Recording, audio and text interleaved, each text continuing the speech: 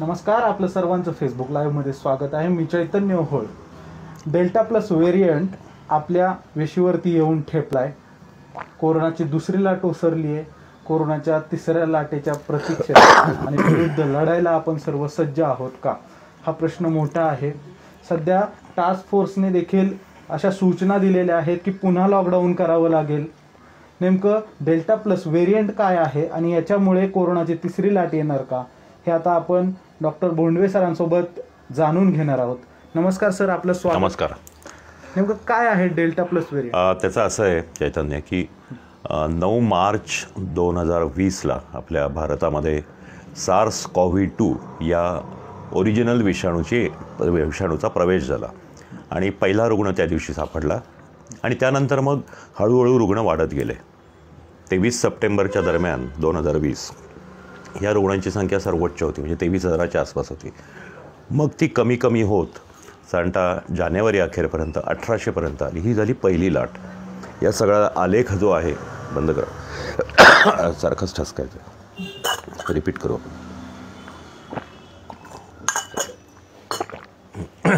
तर साधारणतः जानेवारी अखेरीस ह्या रुग्णांची संख्या ही 1800पर्यंत आली. त्याला लोकांना हायसं वाटलं की संपला, अनेकांना वाटलं की कोरोना संपला. त्यानंतर पुन्हा फेब्रुवारीपासून रुग्ण वाढायला लागले आणि ते आधीपेक्षा अतिशय वेगाने वाढले. इतकं की त्या पहिल्या लाटेला 6 महिन्यामध्ये जे जास्तीत जास्त रुग्ण झाले होते ते इथं 1.5 महिन्यातच पार पडले. 1.5 महिन्यातच 23,000 रुग्ण झाले आणि मे महिन्यामध्ये, एप्रिल महिन्यामध्ये दिवसाला 60,000 रुग्ण नव्याने दाखल होत होते. ही होती दुसरी लाट. नंतर संशोधनातून असं लक्षात आलं की या दुसऱ्या लाटेसाठी जो विषाणू होता हा पहिल्या लाटेपासून बदललेला विषाणू होता. त्याला म्युटेशन झालं होतं. त्याच्यामुळे जो SARS-CoV-2 पहिला विषाणू होता त्याच्या जागी आता हा डबल म्युटेशन झालेला B.1.617 .1 आणि .2 असे 2 डबल म्युटेशनचे विषाणू निघाले आणि त्याला आता WHOने डेल्टा असं नाव दिलं. आता हा डेल्टा विषाणू महाराष्ट्रातही पसरला, संपूर्ण भारतात त्यांनी हाहाकार माजवला. एवढं नव्हे तर जगातल्या जवळजवळ 80 देशांमध्ये हा पसरला होता. हा महाराष्ट्रात उगम पावला. आणि आता जर आपण पाहिलं तर तिसऱ्या लाटेबद्दल चर्चा सुरू होती आहे.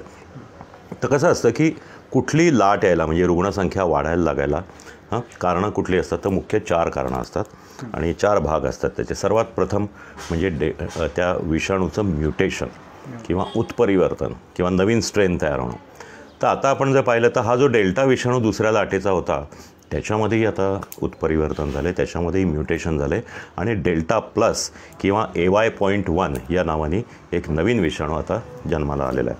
आता या विषाणूबद्दल अनेक चर्चा चालू आहे. आपल्याला हेही लक्षात आलं असेल की महाराष्ट्रामध्ये याचे 21 रुग्ण सापडलेत. केव्हा? आणि ते मे महिन्यामध्ये पेशंटची तपासणी केली होती. याच्यामध्ये करतात काय की जे पॉझिटिव्ह विषाणू निघतात ना, पॉझिटिव्ह टेस्ट निघतात, जे रुग्ण आहेत त्यांची जी टेस्ट आपण घेतो त्या टेस्टमध्ये जे विषाणू निघतात त्यांचं जिनॉम सिक्वेन्सिंग, म्हणजे त्यांचं जनुकीय विश्लेषण केलं जातं आणि त्यामध्ये कळतं की हा आधीचा विषाणू आहे का नंतरचा आहे. त्याप्रमाणे ह्या जनुकीय विश्लेषणात असं लक्षात आलं की हा डेल्टा प्लस विषाणू महाराष्ट्रात पुन्हा एकदा सापडला. म्हणजे दुसऱ्या लाटेचा डेल्टा विषाणूसुद्धा महाराष्ट्रातच उगम पावला होता, अमरावती वगैरे भागात. आणि आता हा 7 जिल्ह्यांमध्ये सापडला आहे, 21 रुग्ण.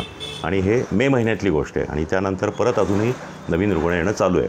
तर तुम्ही पाहिलं तर रत्नागिरीमध्ये 9 रुग्ण सापडले, त्यानंतर जळगावमध्ये 7 रुग्ण सापडले, मुंबईत 2 सापडले, त्यानंतर पालघर, सिंधुदुर्ग, ठाणे या जिल्ह्यात प्रत्येकी 1 सापडला.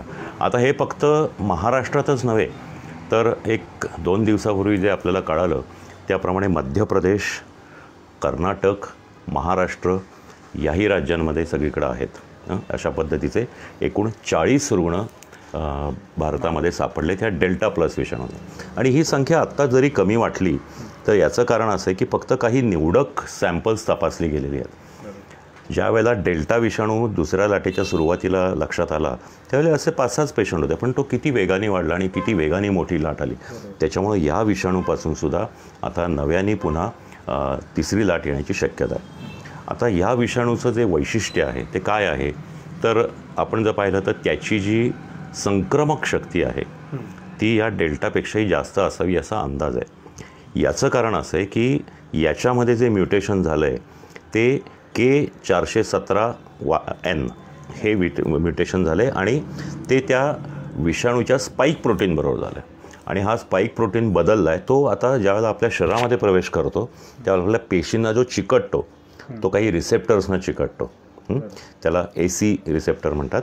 तर त्याच्यावर चिकटण्याची याची शक्ती त्याहीपेक्षा असते. म्हणजे हा जास्ती वेगाने संक्रमक होऊ शकतो, जास्ती लोकांना अजूनही वेगाने बाधा करू शकतो. याच्याबद्दल जगामध्ये संशोधन झालं तर UK जे संशोधन झालं साधारणतः त्यांनी 63 रुग्ण जगभरातले तपासले आणि जगातल्या जवळजवळ 10 देशांमध्ये हा डेल्टा प्लस विषाणू सापडतो आहे. आणि त्याच्यामध्ये त्यांनी असं दाखवून दिलं आहे की साधारणतः 20 ते 45 वयोगटातल्या लोकांना हा जास्तीत जास्त होतो आहे हा डेल्टा प्लस. त्याच्यामुळे तिसरी लाट आली तर ती या गटातल्या लोकांना होणार आहे. दुसरं महत्त्वाची गोष्ट म्हणजे याच्यामधून डेथ रेट जो आहे ना, मृत्यूदर फार कमी आहे. UK जे तपासले त्याच्यामध्ये मृत्यू फारसे झाले नाहीत. भारतातसुद्धा आत्ता हे जे 40 रुग्ण सापडलेत त्यातल्या मध्य प्रदेशातल्या एका स्त्रीचा मृत्यू झालेला, म्हणजे डेथ रेट हा कमी असावा असा अंदाज आहे. त्याच्यामुळं पण याच्यामध्ये सर्वात वाईट गोष्ट अशी आहे की हा जो विषाणू आहे तो आपल्या शरीरात शिरला आणि आपल्याला जर आधी किंवा तुम्हाला जर आधी करोना झाला असेल, आधीच्या करोनापासून तुमच्या शरीरात अँटीबॉडीज किंवा प्रतिपिंड तयार झाली असतील तर तो त्यांना दाद देत नाही. तुमच्या शरीरात आधी प्रतिपिंड असली, अँटीबॉडीज असल्या तरी तुम्हाला तो होऊ शकतो. म्हणजे पहिल्या लाटेत झालेला असला किंवा दुसऱ्या लाटेत जर तुम्हाला करोना झाला असला तरीसुद्धा तुम्हाला या डेल्टा प्लसमुळं करोना होऊ शकतो. अजून एक महत्त्वाची गोष्ट अशी की ह्याचाच जर तुम्ही म्हणताय की ह्याचा जो पहिल्या अँटीबॉडी शरीरामध्ये आहेत आणि याचा काही त्याच्यावरती परिणाम होत नाही, तर मग जे आपण टीकाकरण करतो, लस घेतली आहे, लसीचं या विषाणूमध्ये फार प्रॉब्लेम्स निर्माण झाले. याचं कारण असं आहे किंवा काही शंका निर्माण झाल्यात.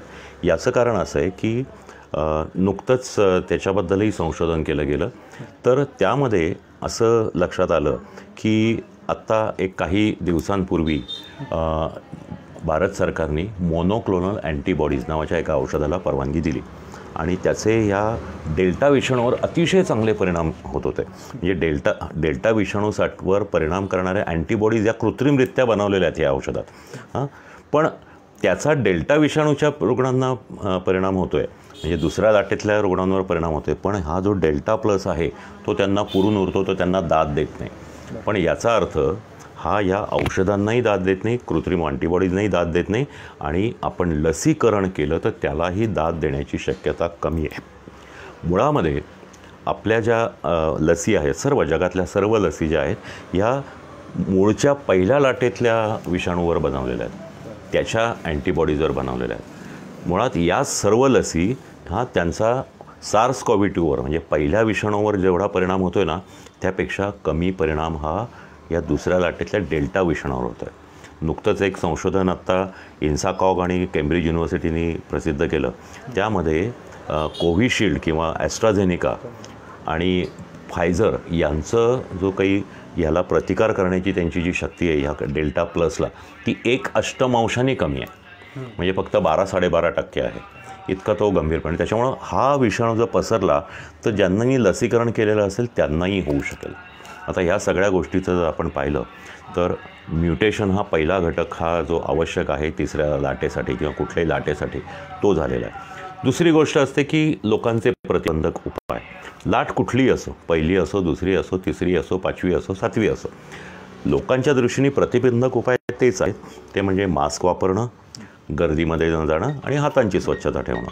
पण भारतामध्ये किंवा महाराष्ट्रामध्ये आपण जे आत्ता लसीकरण चालू आहे त्या काळात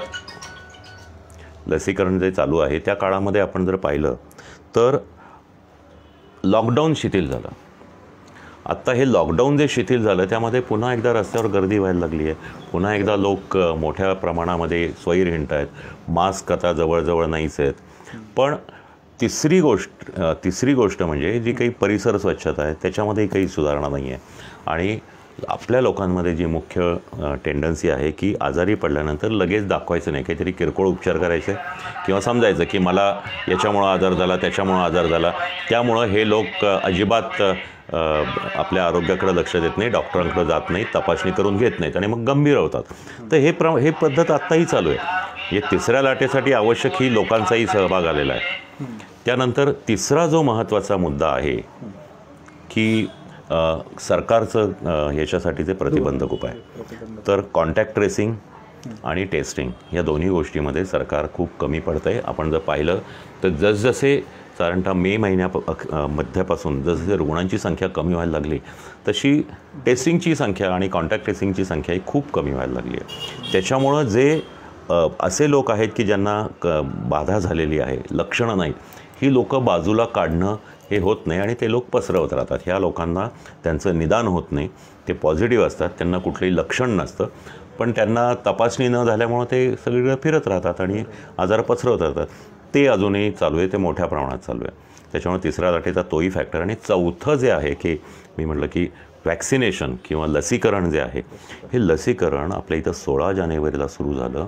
आत्तापर्यंत आपण कसेबसे 5% पोचलो आहे. हे याच्यापेक्षा जास्ती व्हायला पाहिजे. दोन्ही डोस झालेत असे साधारणतः 25-30% लोक व्हायला पाहिजे होते. हे साधारणतः 70% लसीकरण ज्यावेळेला होतं संपूर्ण देशाचं म्हणा किंवा राज्याचं म्हणा, त्यावेळेला एक प्रकारची सामूहिक प्रतिकारशक्ती येते आणि मग सगळ्या ह्या लाटा रोखायला हे होतं. तर या चारही गोष्टी अशा आहेत, अनुकूल आहेत. विषाणूचं म्युटेशन झालं आहे, लोकांमध्ये प्रतिबंधक उपाय अजिबात नाही आहेत, सरकारकडून प्रतिबंधक उपाय नाही आहेत किंवा फारसं लक्ष या बाबतीत दिलं जात नाही आहे, आणि वॅक्सिनेशन कमी आहे. त्याच्यामुळे ह्या काही काळामध्ये साधारणतः येत्या 2 ते 3 महिन्यामध्ये तिसरी लाट येईल हा अंदाज आहे.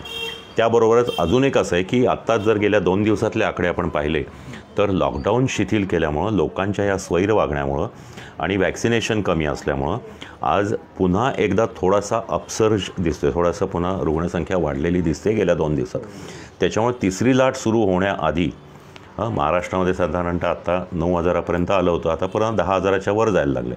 पुन्हा एकदा तिसरी लाट सुरू होण्याआधी या दुसऱ्या लाटेची पुन्हा एक छोटी मिनी लाट येईल आणि मग ती संख्या कमी होईल आणि तिसरी लाट सुरू होईल. ह्या साधारणतः सप्टेंबर-ऑक्टोबरपर्यंत या घटना घडत राहतील आणि ऑक्टोबरपर्यंत तिसरी लाट येण्याची शक्यता आहे. आता डेल्टा प्लस व्हेरियंट जो आहे आता नवीन आलेलं, ह्याची लक्षणं काही बदललेली असतील का? लक्षणं आपण जर पाहिलं आत्ता तर त्याच्याबद्दल थोडंफार संशोधन झालं आहे. भारतातले एक प्रख्यात शास्त्रज्ञ आहेत, त्यांनी असं सांगितलं की या लक्षणांबाबत याच्यामध्ये पहिली लाट आणि दुसऱ्या लाटेचे जे विषाणू आहेत त्यांची ती लक्षणं आहेतच त्याच्यात. म्हणजे सर्दी, खोकला, ताप, दम लागणं, त्याप्रमाणे ही आहेतच. नाकानी वास कमी होणं, तोंडाला चव नसणं किंवा अंगावर रॅश येणं, ही दुसऱ्या लाटेमध्ये आलेली लक्षणं ही आहेतच.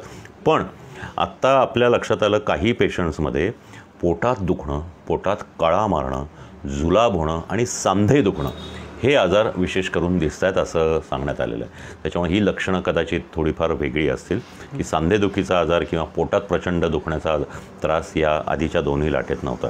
तर हे एक लक्षण त्याच्यामध्ये नव्याने दिसून येत आहे. आता आपण हे जे पाहिलं की यासाठी अनेकदा हे बोललं जातं की याच्यामध्ये लहान मुलांचा समावेश जास्ती असेल.